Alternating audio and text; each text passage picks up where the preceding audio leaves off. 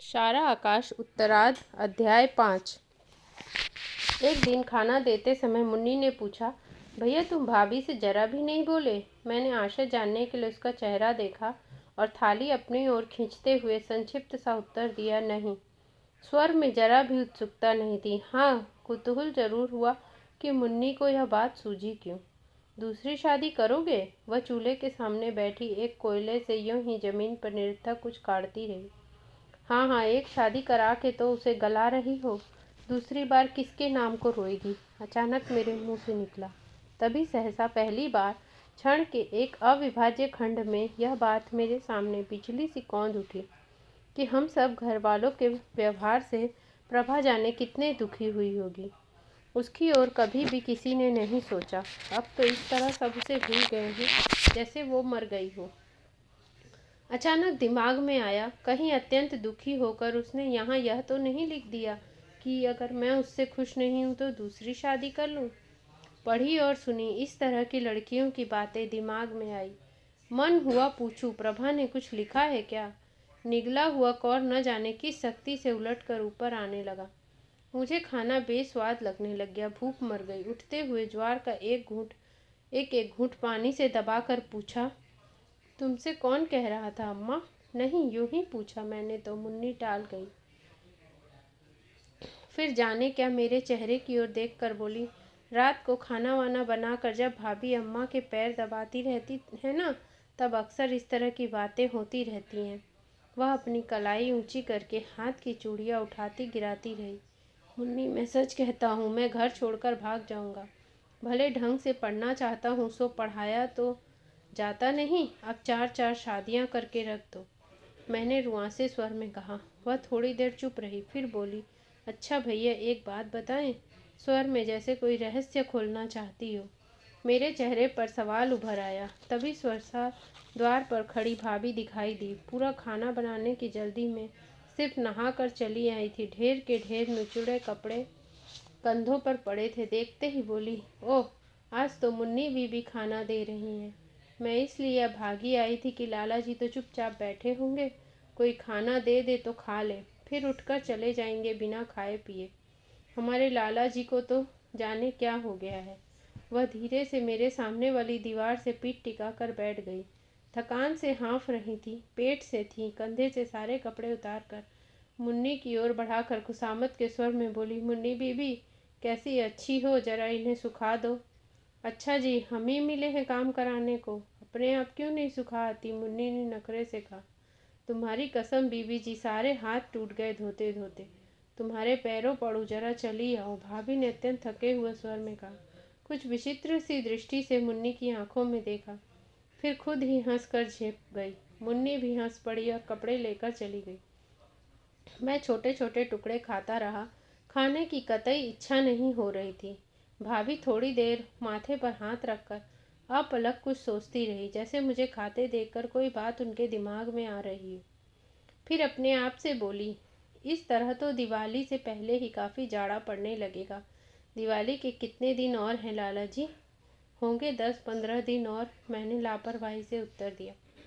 उंगलियों की पौरों पर हिसाब लगाकर वे बोली, इस दिवाली को ठीक 6 महीने हो जाएंगे तुम्हारी शादी को। अरे 6 महीने बीत गए। एक एक दिन चाहे घुटन में कटा हो, लेकिन अब लगा यह समय कितना जल्दी गुजर गया।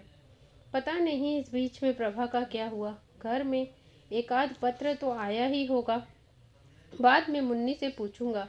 लेकिन मुन्नी मुझसे कहना क्या चाहती थी? आज ये सब लोग मेरी शादी की ही बातें क्यों कर रहे हैं? इधर मेरे स्वभाव में यह विचित्र बात आ गई कि उत्सुकता और उल्लास एकदम मर ही गए। जानने की उत्कंठा एक आध बार मन में उठी और मर गई। सोच लिया शायद घर में ही कोई बात हुई होगी। तुम्हारा ब्याह भी क्या हुआ लाला जी? बड़े निराश और अपनेपन के स्वर में गहरी सांस लेकर भाभी अनमनक स्वर में बोली, क्या क्या अरमान थे, सब पर पानी फिर गया। लेन देन की तो खैर कोई बात नहीं, एक आध साल में आई गई बात हो जाती है। लेकिन वह महारानी जी तो जिंदगी भर को बंध गई। उन लोगों ने शायद भेजने को लिखा है। उनकी पिछली बात न सुनकर मैं बोला, तुम्हें ही बड़ा शौक लगा था, तुम ही मरी जा रही थी, बहू ऐसी है वैसी है। लो सुनो लाला जी की बातें। मैं क्या उसके पेट में घुस के देख आई थी? सुनी सुनाई बात मैंने कह दी। फिर गहरी सांस ली। ओफो, हद है घमंड की भी। आने जाने के नाम खाक धूल नहीं, और घमंड ऐसा, कसम से कहती हूँ मैं इतनी बड़ी हो गई, ऐसी घमंडी औरत अपनी जिंदगी में नहीं देखी। बोलो, गुण कतरब हो तो नखरे भी सहे जाएंगे, कौन नखरे उठाएगा। असल में उन्होंने लेना चाहा पढ़ाई और खूबसूरती के रोब में, सो ऐसी ही राजा इंदर की परी भी नहीं लगी। भाभी मेरे मुंह के भाव देखने को चुप हो गई, फिर न जाने क्या सोचकर बोली। हंसी तो मुझे तब आई जब घड़ी हाथ में बांधे रानी जी चौके में पहुंची। यूँ तो मैं ही चुप हो गई, लेकिन जब उसने कहा कि दाल तो मैंने चख ली, अम्मा जी तो उसी पर जमीन आसमान एक कर देती। मैंने कहा जाने दो। बोलो, जिस आदमी को सबसे पहले खाना है पहले वह खाएगा, तुम चखने वाली होती ही कौन हो। मैं ऊब उठा। कॉलेज को देर हो रही थी। कहा, भाभी कॉलेज को देर हो रही है, यह खाया नहीं जाता, मुन्नी ने ज़्यादा रख दिया है। और मैं उठाया। वह पीछे से कहती रही, हाय अभी तुमने खाया ही क्या है लाला जी, तुम्हें मेरी कसम है इस रोटी को तो मत छोड़ो। नहीं भाभी, पीरियड ख़त्म करके आऊँगा तब खा लूँगा। चलते चलते सुनाई दिया। नकली हंसी में लपेट कर कहा गया उनका यह वाक्य। आ तो रही थी लेकिन दबा के रखना लाला जी, कहे देती हूँ कसम से पछताओगे। पुरुषों की चुप्पी और स्त्रियों का यह विचित्र व्यवहार समझ में नहीं आता, इन दोनों का क्या अर्थ समझूं। लेकिन मैंने जब सुबह से ही बिगाड़ दिया, आज अचानक बार बार मन की उदासी से यह बात उठ उठ कर झांकने लगी कि 6 महीने हो गए, जाने उसका क्या हुआ। मुझे क्या वह एक खत तक नहीं लिख सकती थी। शायद मैं पढ़ता और उपेक्षा से पाड़ कर फेंक देता, लेकिन उसे क्या पत्र भी डालना नहीं चाहिए था। इस बीच में कैसी होगी वह।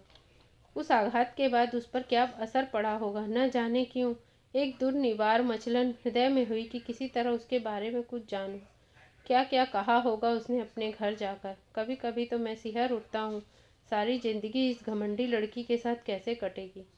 हमारा और उसका भविष्य क्या होने जा रहा है, यह नए सिरे से उठने वाली शादी की बात कहीं मुन्नी इसके बारे में तो नहीं कह रही थी। बोर्ड की फीस मांगने अम्मा के पास आया तो 25 रुपए का नाम सुनकर ही उनका मुंह खुला रह गया। इतने रुपए मेरे पास कहाँ है भैया, अपने बाबूजी से ही मांगना। बाबूजी से ना मांगना पड़े इसलिए तो अम्मा के पास गया था। अब दिल धड़क उठा। एक बार भाई साहब भाभी से मांगने की बात मन में आई, लेकिन जानता था या तो उनके पास भी नहीं होंगे, या जो वक्त बेवक्त के लिए 25-30 रुपए रखे भी होंगे उन्हें वे देंगे ही नहीं। बाबूजी कल बोर्ड की फीस जानी है। जैसे तैसे मैं उनके पास जाकर मानो अपने आप से बोला। पहले तो चुप बैठा रहा, फिर सिर झुकाकर निहायत ही मरियल स्वर में कहा, जैसे शराब पीने के लिए रुपए मांग रहा हूँ। सांझ घिरे बाबूजी एक खाट की अदवायन को कस रहे थे। मेरी ओर पहले तो देखते रहे, फिर घनघनाती सी आवाज में बोले, कितनी। 25 शब्द का उच्चारण मैंने इस तरह किया मारो मेरे जीवन की 25 सांसें ही बाकी रह गई हूँ। उन्होंने हुंकार भरी और फिर एक रस्सी को खींचा। उसे कोहनी से दबाकर बोले, ये मेरे पेंशन के 25 रुपए आए हैं, सो इन्हें तुम ले लो। हमारा क्या है, हम तो हड्डे पलने हैं जिंदगी भर, सो तुम्हारे लिए करेंगे। करम में लिखा के ये लाए थे कि लकड़े ढींगरे ऊँट हो जाए तब तक खिलाना, सो खिलाएंगे। कल परसों अमर रो रहा था कि उसकी फीस भी जानी है। अभी दिवाली गई है, खर्च के मारे ढेर हुआ जा रहा है। कमाने वाला वही एक धीरज है, सो तुम उसे चूस के खा जाओगे, साफ दिख ही रहा है।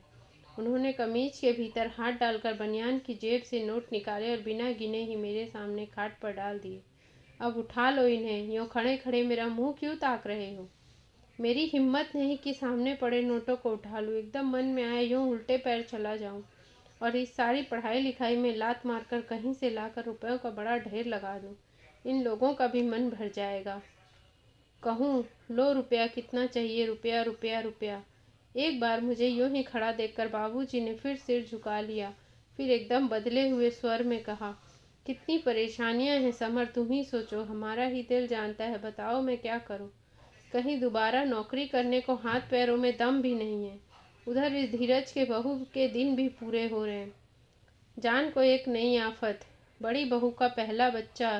तुम जानो कम खर्च होगा, सारे बच्चे स्कूल कॉलेज जाने वाले हैं। ठीक समय पर उन्हें खाना पहनाना होना चाहिए। तुम्हारी अम्मा चूल्हे में सिर झोंकते झोंकते इस हालत को आ गई है।